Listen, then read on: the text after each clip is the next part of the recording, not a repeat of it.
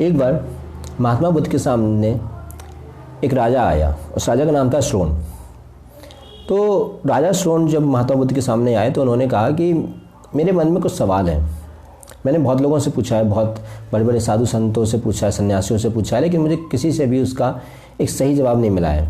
क्योंकि वो जो कुछ भी जवाब देते हैं उनके जवाब में एक और सवाल उठ के आ जाता है। तो मैं उनके जवाब में फिर से प्रश्न पाकर फिर से परेशान हो जाता हूँ और मुझे एक संतोषदायक, एक सेटिस्फैक्ट्री जवाब कहीं से नहीं मिल रहा है, किसी साधु सन्यासी से नहीं मिल रहा है। तो जब वो महात्मा बुद्ध के पास गए कि उन्होंने कहा कि मैं आपकी शरण में आया हूँ, मुझे आपसे ये कुछ सवाल पूछने हैं, तो महात्मा बुद्ध ने उनसे कहा कि मैं तुम्हारे हर सवाल का जवाब दूंगा, लेकिन मेरी एक शर्त है कि तुम्हें मेरे पास 2 साल तक बिल्कुल मौन रहकर, बिना कोई शब्द सुने, जो है बिना कोई शब्द बोले, बिल्कुल अपने आसपास की कंडीशन पे जो है इफ़ेक्ट ना होकर, मतलब उस कंडीशन से इफ़ेक्ट ना होकर, बिल्कुल जैसे तुम हो ही नहीं वहाँ पर, तो इस तरीके से रहना पड़ेगा। तुम्हें किसी चीज़ पे कोई रिएक्ट नहीं करना है, बोलना नहीं है और सिर्फ अपनी ज़िंदगी से मतलब रखना है, लेकिन शब्द एक भी नहीं बोलना है, मौन रहना है। कुल मिला की बात ये थी। तो वो थोड़ा सा अचंभित हो गया कि यार 2 साल एक लंबा समय है, लेकिन फिर भी उसने हाँ कह दिया। अब जैसे ही उसने हाँ कहा तो महात्मा बुद्ध ने कहा कि फिर से एक बार सोच लो, 2 साल काफ़ी लंबा समय है। तो फिर भी उसने कुछ मन में विचार किया और इतने में ही पास में एक पेड़ के नीचे महात्मा बुद्ध का एक और शिष्य बैठा हुआ था जिसका नाम था भिक्खु। तो जैसे ही उसने हाँ कहा, उस राजा ने हाँ कहा कि ठीक है मैं 2 साल तक जो है आपके पास मौन रहकर रहने को तैयार हूँ, तो भिक्खु हंसने लगा। तो राजा ने कहा कि ये हंस क्यों रहा है? क्या ये मेरी बात पे हंस रहा है, मेरे सवाल पे हंस रहा है, या ये इसलिए हंस रहा है कि मैं राजा होकर भी ऐसे सवालों के पीछे मतलब पड़ा हुआ हूँ? तो महात्मा बुद्ध ने कहा कि मुझसे क्यों पूछ रहे हो, उसी से पूछ लो, क्योंकि हंस तो वो रहा है। तो भिक्खु के पास गया, उस जो शिष्य बैठा हुआ था पेड़ के नीचे, तो उसके पास गया तो उससे पूछा कि तुम हंस क्यों रहे हो? तो उसने राजा से कहा कि देखो तुम्हें जो पूछना है अभी पूछ लो, क्योंकि 2 साल के बाद कुछ बचेगा नहीं पूछने के लिए। मैं भी इनके पास ऐसे ही कुछ पूछने के लिए आया था, इन्होंने मुझसे भी यही कहा कि 2 साल तक तुम मेरे पास मौन होकर रहो और उसके बाद फिर पूछना।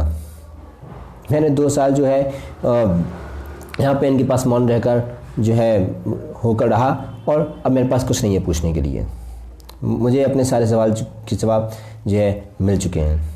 तो तुम्हें जो पूछना है अभी पूछ लो, क्योंकि 2 साल के बाद तुम्हारे पास कुछ रहेगा नहीं पूछने के लिए। तो राजा ने पूछा क्यों? क्योंकि मैं भूल जाऊंगा इसलिए? कहता नहीं, तुम्हारे पास ऐसा कुछ रहेगा ही नहीं, तुम्हारा मस्तिष्क एक तरीके से चेंज हो जाएगा, परिवर्तन हो जाएगा। तो उसकी बात सुना राजा ने और फिर उसके बाद फिर कुछ मन में विचार किया, लेकिन उसने हाँ कह दिया 2 साल के लिए मौन होकर महात्मा बुद्ध के पास रहने के लिए। 2 साल गुजर गए। 2 साल तक 2 साल बाद तो राजा भी भूल गया कि कौन सी तिथि थी, कौन सी तारीख थी जिस तारीख को 2 साल पूरे हो रहे हैं, लेकिन महात्मा बुद्ध को याद था। महात्मा बुद्ध ने जैसे ही 2 साल हुए वैसे ही राजा से कहा, राजा अब तुम पूछ सकते हो, तुम्हें जो कुछ भी पूछना है। और 2 साल के बाद जब महात्मा बुद्ध ने राजा से कहा कि अब तुम सवाल पूछ सकते हो जो भी तुम्हें पूछना है, तो उस राजा श्रोण ने कहा कि अब मुझे कुछ नहीं पूछना, मुझे अपने सारे सवालों के जवाब मिल चुके हैं। तो ये भी होता है मौन में। मौन होकर जब आप दुनियादारी को जो है ऑब्जर्व करते हैं, देखते हैं, लेकिन कुछ रिएक्ट नहीं करते कई बार, तो आपको अपने बहुत सारे सवालों के जवाब मिल जाते हैं। और शायद इसलिए किसी ने कहा है कि कभी कभी मौन सबसे अच्छा उत्तर होता है। ज़िंदगी का जो अंत है वो भी मौन में ही समाहित है। ज़िंदगी की जो शुरुआत है वो भी मौन से ही शुरुआत है। ओम जहाँ जाके समाप्त हो जाता है वो भी मौन है, वो सत्य का मौन है। इस दुनिया में जो कुछ भी है, जो कुछ भी हमें दिखाई देता है, उसके अंदर भी जो कुछ है वो भी मौन है। अब पृथ्वी के बाहर निकल जाइए, बाहर भी क्या है? शून्य सन्नाटा है बिल्कुल। जो कुछ भी हमें दिखाई देता है स्थूल तौर पर, चेतन तौर पर, उसके अंदर भी क्या है? मौन है। आज साइंटिस्ट बात कर रहे हैं, वैज्ञानिक बात कर रहे हैं डार्क मैटर के बारे में। वो डार्क मैटर भी क्या है, क्यों है, कैसे है भी कि नहीं है, या सिर्फ मनगढ़ंत कहानी है, क्यों है, मतलब उसके बारे में कुछ नहीं पता, लेकिन फिर भी बात कर रहे हैं डार्क मैटर के बारे में। इसी तरीके से हमारा मौन है।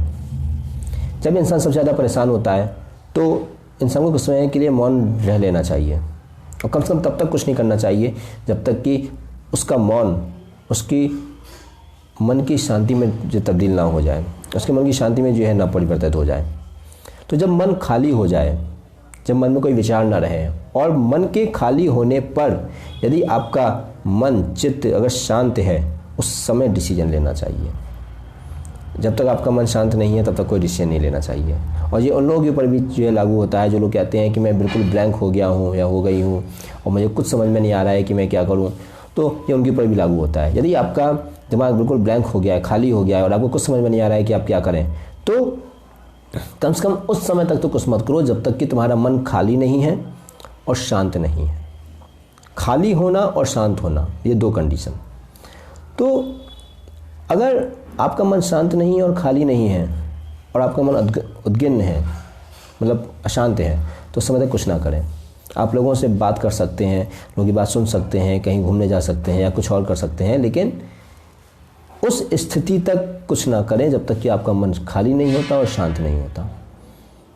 और अच्छा है कि आप किसी ऐसे इंसान के पास रहें या ऐसे इंसान से बात करें, ठीक है, जिससे बात करके भी आप खामोश होकर भी आप उससे बात कह सकें और वो आपकी बात सुन सकें।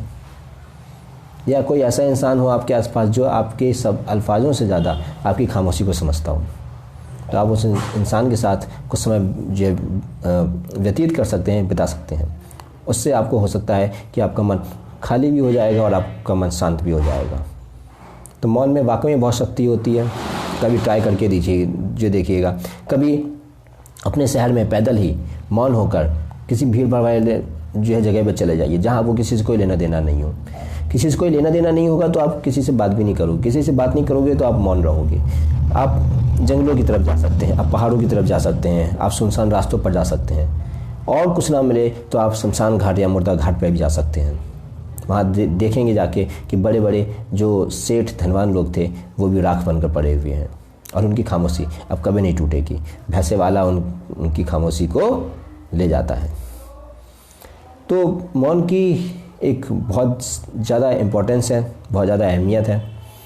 कभी आपकी ज़िंदगी में उथल पुथल हो तो थोड़ा सा मौन को भी अपना कर देखिएगा।